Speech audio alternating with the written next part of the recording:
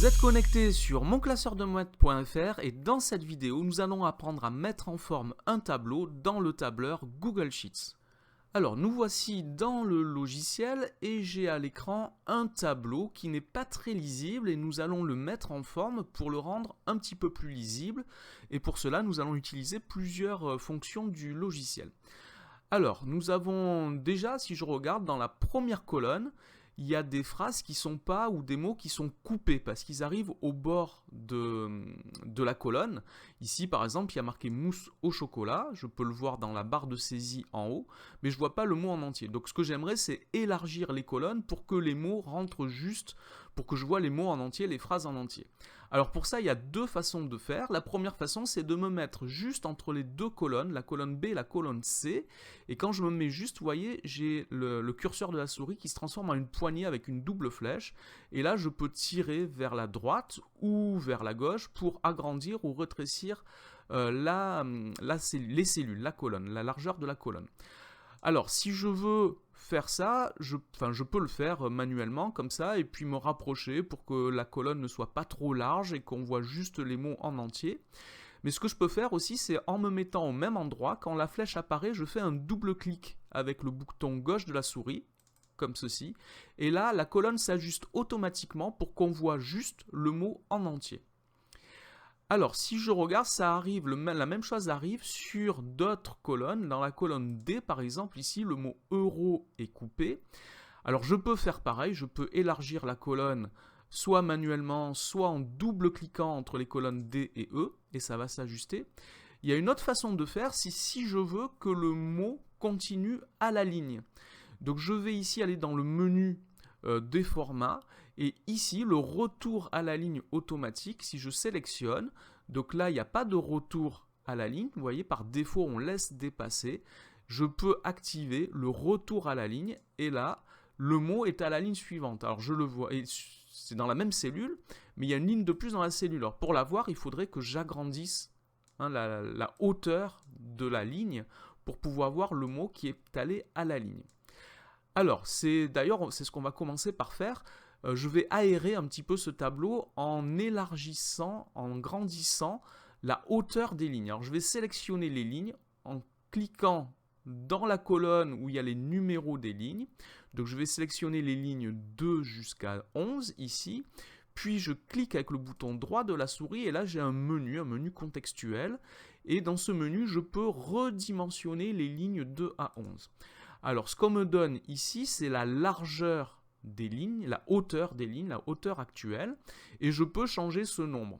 Alors ici je vais mettre 35, vous pouvez faire des essais, on peut faire des essais pour voir la hauteur qu'on veut donner. Je vais mettre 35, je valide, et là mes lignes sont plus hautes, chacune de celles que j'ai sélectionnées, et j'obtiens ceci.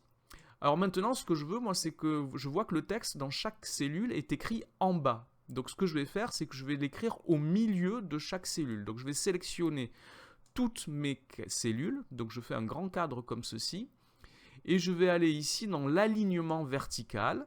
Je peux mettre le texte en haut des cellules, comme ceci. Je peux le mettre en bas, comme ceci, ou je peux le centrer, comme ceci, c'est ce que je veux. Alors, pour y voir un petit peu mieux tout mon texte, je vais le mettre en caractère gras. Je vais utiliser une police de caractère plus grande. Là, je vois que c'est la taille de police est 10. Je peux mettre 14 par exemple. Voilà, c'est beaucoup plus grand. Donc, je vais recommencer ce que j'ai fait tout à l'heure. Je vais double-cliquer ici pour voir le texte en entier. Ici, les quantités, je ne veux pas que ça soit aligné à droite. Je voudrais que ça soit au milieu de ma cellule. Alors, c'est ce qu'on appelle l'alignement horizontal. Donc, je peux mettre le texte ici, donc il faut que je sélectionne les cellules que je veux, ici, toutes ces cellules-là. Je peux aligner le texte à gauche, je peux l'aligner à droite de la cellule, ou je peux le mettre au centre des cellules, c'est ce que je veux. Pareil d'ailleurs sur la première ligne, avec la légende du tableau, je veux que tout soit écrit au centre. Pour la dernière ici, prix total en euros, la dernière case de la première ligne, je vais faire un retour à la ligne automatique, voici, et je vais agrandir à la main la hauteur de mes cellules pour que tout rentre comme ceci, Et sur la cellule D, je vois que ça prend 3 lignes. Je vais faire en sorte que ça en prenne que 2 en élargissant la cellule. Voilà, comme ça je suis bien. Ça me convient comme ceci. Alors, on n'a pas fini. Je vais mettre un quadrillage à mon tableau. Donc je vais sélectionner mon tableau et je vais lui mettre un quadrillage, donc ce qu'on appelle les bordures. Alors il y a plusieurs façons, soit je mets des bordures partout, soit je mets une bordure juste à gauche, juste en haut, etc. Moi je vais mettre une bordure partout, ça me fait un quadrillage. Et puis pour y voir plus clair, on va alterner des couleurs à chaque ligne. Donc je sélectionne mon tableau, je vais dans format et ici j'ai une possibilité de couleurs en alternance. Alors si je sélectionne ceci, je peux sélectionner des couleurs. Donc par exemple, je vais mettre du bleu, comme ceci, et je vois qu'il y a une première ligne ici qui correspond à l'entête. Alors je peux ne pas mettre l'entête si je veux, on n'est pas obligé, je peux décocher la case. Si dans mon tableau il n'y a pas de légende, je vais enlever l'entête, ou alors je peux avoir à la place un pied de page, c'est-à-dire que je vais avoir une couleur plus foncée pour la dernière ligne. Alors moi c'est pas ce que je veux, c'est bien un en-tête que je veux, je peux sélectionner la couleur que je veux, voici, et je valide.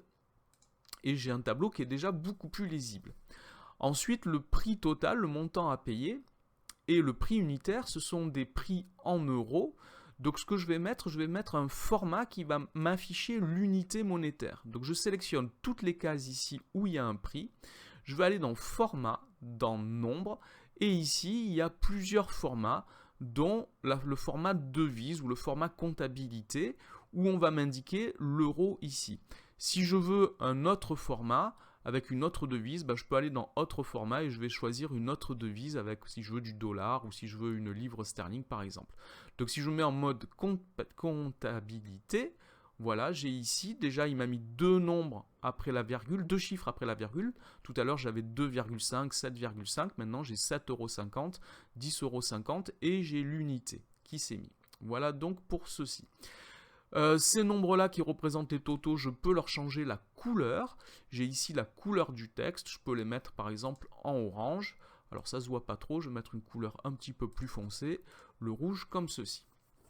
Alors ensuite le total, ici, je vais aligner à droite le texte ici, et je vais changer la case des cellules. Ici, je peux remplir la case de la cellule avec une couleur, alors par exemple une couleur bleue comme ceci.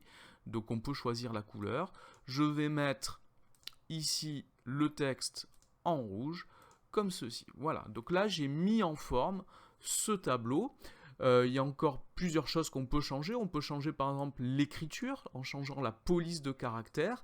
Ici j'ai le format, la police Arial. Il y a toute une série de polices de caractère que vous pouvez essayer pour changer, pour voir ce que ça peut donner au niveau du résultat de la mise en forme.